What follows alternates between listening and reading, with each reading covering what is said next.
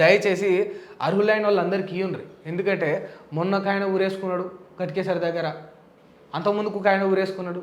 ఇటువంటి పరిస్థితులు రాకుండ్రి.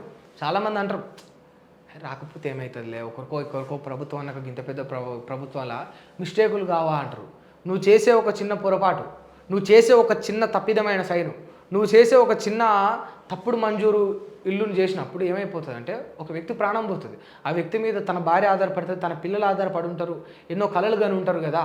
ఆ చనిపోయిన వ్యక్తి కూడా ఎన్నో ఆశపడి ఉంటాడు కదా, బిడ్డలు ఇట్లా చూసుకోవాలి, కొడుకులను ఇట్లా చూసుకోవాలి, పెద్ద అయినాక వాళ్ళని ఒక స్థాయిలో చూడాలని. చెప్పుండ్రు ఇప్పుడు ఎప్పుడైనా కూడా ఒక ఇల్లు రాకనో, ఒక భూమి రాకనో, ఒక న్యాయం జరగకనో, లేకపోతే ఒకటి దగ్గర అన్యాయం జరగో, ఒక పేదోడు చచ్చిపోయినానని చూస్తాం. కానీ ఒక ఎమ్మెల్యే ఊరేసుకున్నాను ముచ్చట మనం వింటామా? ఒక ఎమ్మెల్యే ఊరేసుకున్నాను ముచ్చట మనం వింటామా? ఒక ఎంపీ పురుల మంది ఆగినానంగా మనం చూస్తామా?